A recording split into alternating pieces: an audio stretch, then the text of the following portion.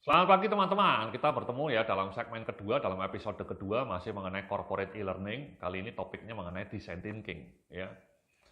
Di dalam segmen kali ini kita akan bicara beberapa hal ya. Yang pertama, saya lihatkan ini di slide 22 di belakang saya, contoh desain yang mendorong good behavior change. Tadi dalam segmen sebelumnya, di bagian terakhir segmen sebelumnya, saya minta kepada Anda untuk merenungkan contoh bad design di kantor Anda ya, desain yang buruk, yang mendorong perilaku yang buruk. Ya.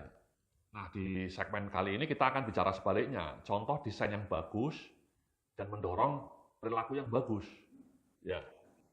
Saya mau ngasih contohnya nih. Yang pertama adalah di slide berikutnya ya, di slide 23, aplikasi Strava. Mendorong lahirnya good behavior, yakni orang makin rajin dan termotivasi melakukan olahraga, entah goes, jalan kaki, lari atau renang. Ya, jadi di Android sama iOS itu ada aplikasi bagus namanya Strava. Anda bisa search ya. Ini aplikasi yang sangat powerful menurut saya, karena di situ Anda bisa share pencapaian olahraga Anda, entah Anda lari, jalan kaki, goes, atau renang. Dan kemudian Anda bisa melihat pencapaian orang lain juga. Inilah cerdiknya desainer Strava ini, cerdik. Kenapa? Karena dia memanfaatkan fitur saling pamer gitu ya, tapi demi kebaikan gitu ya. Karena salah satu sikap dasar manusia itu suka pamer, ya, suka membandingkan dirinya dengan orang lain. Nah, Strava paham mengenai sikap seperti itu, tapi diarahkan untuk tujuan yang baik, yakni untuk tujuan saling berlomba-lomba giat berolahraga. Dan itu yang terjadi, teman-teman. Kenapa Strava sangat populer? Karena masing-masing orang itu kemudian mengupload pencapaiannya. Dan dia merasa malu, quote and quote, kalau pencapaian hari itu jauh lebih rendah dibanding teman-temannya yang lain. Dia bisa membandingkan dengan orang lain. Oh, orang lain bisa gue sampai 40 kilo. Besok saya akan mencoba lah. Dia akhirnya juga gue 40 kilo. Oh, itu orang lari konsisten. Tiap hari dia bisa lari 5 kilo. Dia tampilkan terus itu pencapaiannya. Kenapa saya tidak bisa? Wong dia bisa gitu ya. Oh, dia jalan kaki itu rutin tiap hari 3 kilo. Ya. Kenapa dia bisa, kenapa saya tidak? Jadi muncul tuh dashboardnya, leaderboardnya ya, mana yang tertinggi, mana yang paling rendah, posisi Anda di mana. Anda juga bisa melihat rutenya orang lain sehingga Anda bisa niru. Mungkin Anda bingung mau goes kemana saja nih ya, Anda bisa lihat rute orang lain. Anda bisa pelajari rute orang lain, Anda tiru, itu kan saling membantu. Jadi Strava ini luar biasa. Banyak orang mengaku, ya teman-teman saya bilang, gara-gara Strava saya jadi rajin olahraga, Pak Yodia. Dulunya saya malas-malasan goes, ya, tapi setelah saya ikut Strava saya menjadi sangat bersemangat karena seolah-olah saya berada pada lingkungan yang saling berlomba-lomba untuk rajin olahraga. Banyak orang yang ngomong kayak gitu ya, gara-gara Strava dia menjadi lebih termotivasi. Karena ada semacam komunitas ya, ada sense of community ya, bahkan di Strava banyak grup-grup juga ya, saling mensupport, saling tukar informasi. Nah, ini contoh aplikasi yang sangat powerful, ya, mendorong produktivitas. Dalam hal ini produktivitas berolahraga. Ini keren nih aplikasi Strava, Anda bisa download ya kalau Anda rajin olahraga ya. Contoh berikutnya, di slide berikutnya adalah saya ngasih contoh kota Amsterdam nih, saya tadi cerita ya. Menyediakan fasilitas yang berlimpah buat pengguna sepeda ontel ya, jalur khusus, parkir yang luas, dan lain-lain. Sehingga mendorong lahirnya budaya bersepeda. Jadi kenapa Belanda rapi ya, orang pakai sepeda ontel bukan sepeda motor. Bukan karena orang Belandanya lebih hebat, teman-teman. Bukan. Tapi semata karena desain kebijakan mereka itu sangat bagus, sehingga mendorong orang, perilaku orang untuk rajin bersepeda ontel. Coba misalnya pengendara sepeda motor yang ugal-ugalan di Bekasi tadi ya, yang ugal-ugalan di Kalimalang yang suka cerobot lampu merah. Suruh pindah ke Amsterdam, orang yang sama. Kemudian dia melihat di kanan kirinya banyak yang naik sepeda dan dia juga tidak bisa naik sepeda motor karena di sana dilarang. Ya mau nggak mau dia naik sepeda dan ketika dia naik sepeda dia akan lebih rapi jalannya.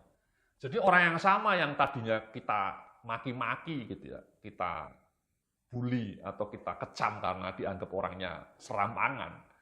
Orang yang sama persis ketika pindah ke kota lain, situasinya berubah, perilaku orang ini berubah, teman-teman. Berubah total.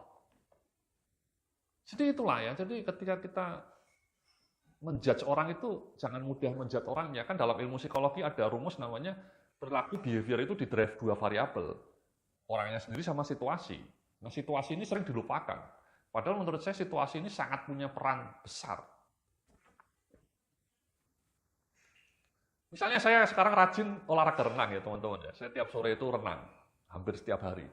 Kenapa saya rajin renang? Bukan karena saya rajin ya, tapi karena kolam renangnya jaraknya cuma 200 meter dari rumah saya. Jadi sangat dekat. Bayangkan kalau misalnya kolam renangnya jaraknya 10 kilo dari rumah saya. Omong kosong. Saya tidak akan mungkin renang tiap hari, bahkan mungkin selamanya.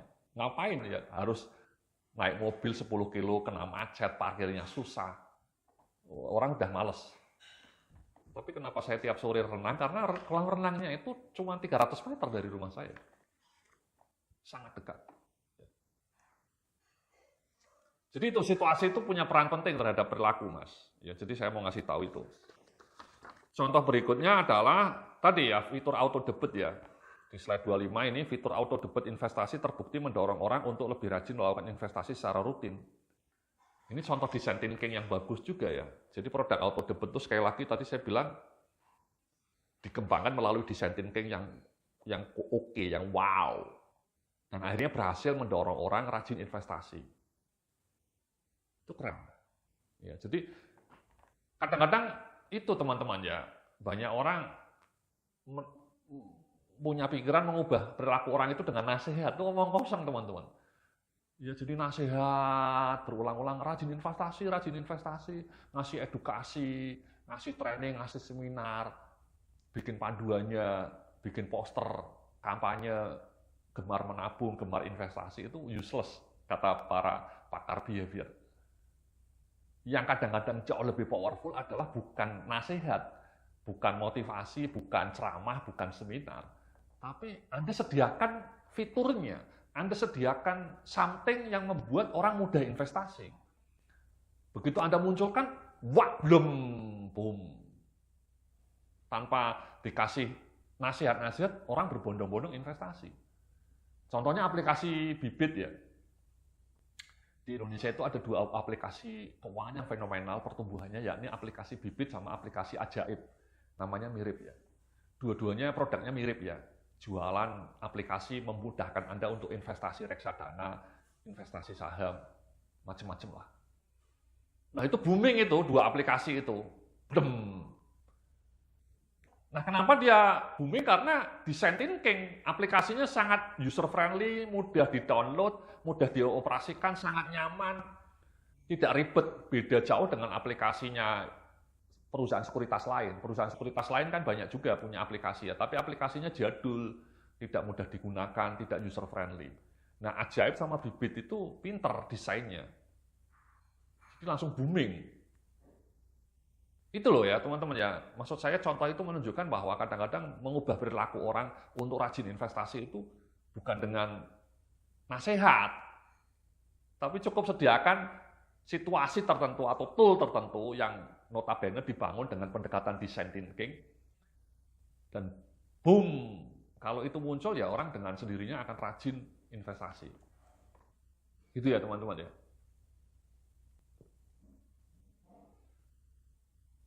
Contoh lainnya misalnya dari dulu orang-orang Kementerian UKM ngasih ceramah, ngasih nasihat, bantulah UKM, belilah produk dalam negeri, belilah produk-produk UKM. Itu omong kosong, useless. Tapi GoFood dengan jenius bikin aplikasi yang ketika muncul semua orang pakai dan boom, jutaan UKM kuliner itu menjadi sukses gara-gara GoFood. Jadi GoFood tidak punya slogan heroik-heroik, bantulah UKM, bantulah usaha kecil. No, mereka tidak pakai gaya pejabat. Mereka bikin produk aplikasi yang mudah digunakan dan intuitif, dan ketika digunakan luar biasa itu dampaknya. Saya yakin itu jutaan pengusaha kuliner, usaha kecil kuliner di seluruh Indonesia itu sangat terbantu dengan GoFood.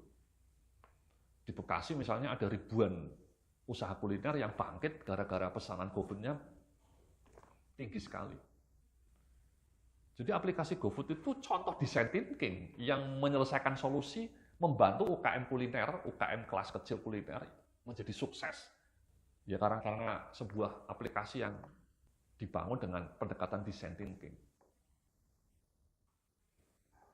Jadi itu ya teman-teman ya. Nah di slide berikutnya saya ngasih action plan kedua nih, assignment kedua. Sekarang coba pikirkan situasi di kantor Anda dan analisis apa saja contoh good design yang mendorong good behavior.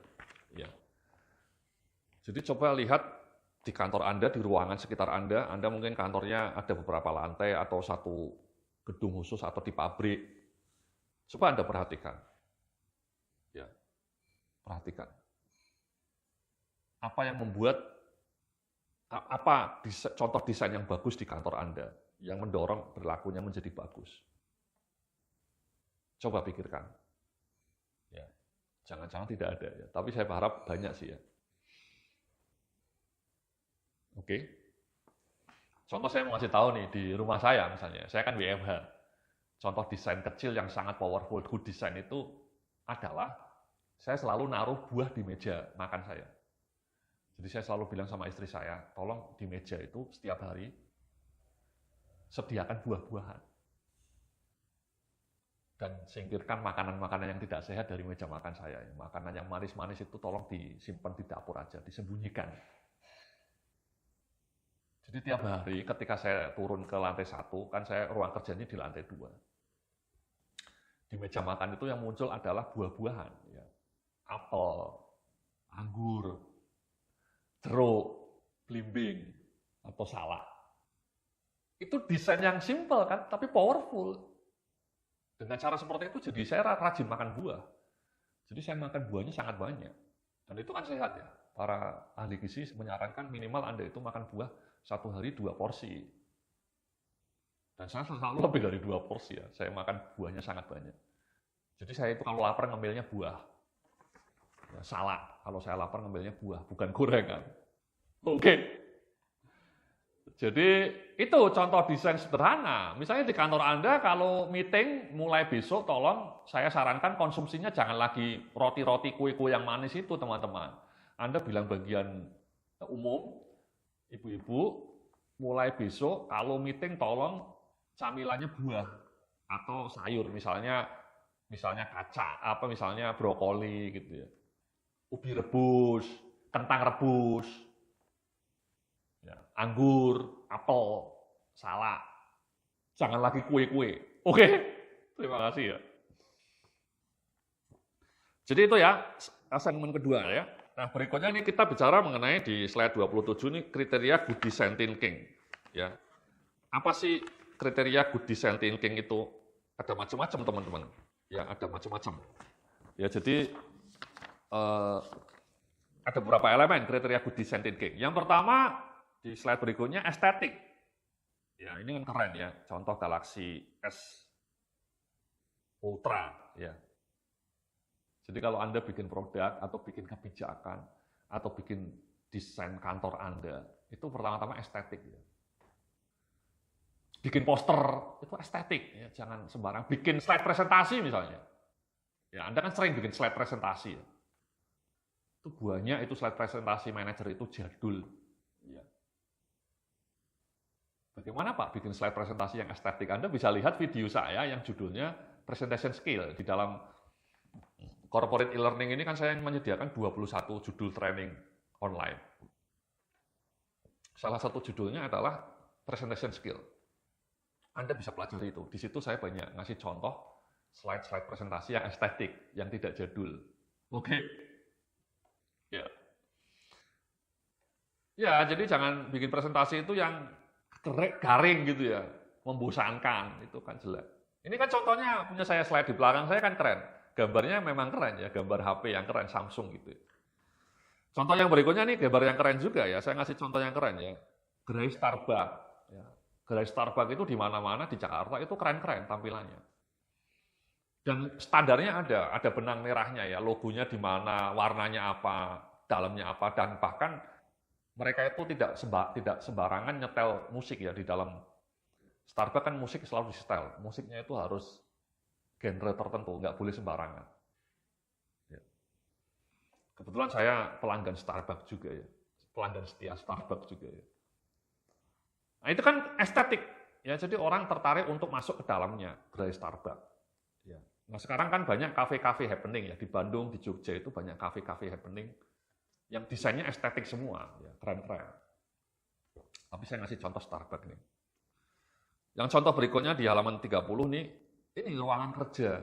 Ini Anda bayangkan ya, kalau Anda punya ruangan kerja kayak ini di belakang saya, itu kan wow, ya, estetik gitu ya. Jadi orang betah kerja, tidak seperti kantor kecamatan atau kantor kelurahan atau rumah sakit gitu ya. Orang duduk sebentar aja sudah rasanya bosen gitu, udah rasanya pengen pulang. Tapi kalau kantor Anda seperti yang ada di belakang saya ini kan keren. Wow, tadi saya bilang kantornya Unilever itu juga wonderful. Saya sarankan ya kepada Anda untuk studi banding. Ya, Anda mungkin izin ke atasan Anda, boleh nggak Pak kami rombongan datang ke Unilever di BSD sana. Anda tentu minta izin ke mereka, mereka belum tentu membolehkan Anda masuk ke ruangannya, ke kantornya. Saya harus mengatakan kantor Unilever di BSD itu tidak kalah dengan kantor Facebook di Amerika. Jadi mereka nggak kalah itu kualitasnya. Nggak kalah dengan kantor-kantor Google, Apple di Silicon Valley. Mirip itu, menurut saya kantornya Unilever itu konsepnya mirip dengan kantor pusat Apple. Kantor pusat Apple ada di Silicon Valley. Bentuknya lingkaran, ya, kayak UFO. Kantornya Apple itu gila itu. Kalau Anda googling ya, gambarnya gila. Nah itulah, kantornya Unilever mirip seperti itu.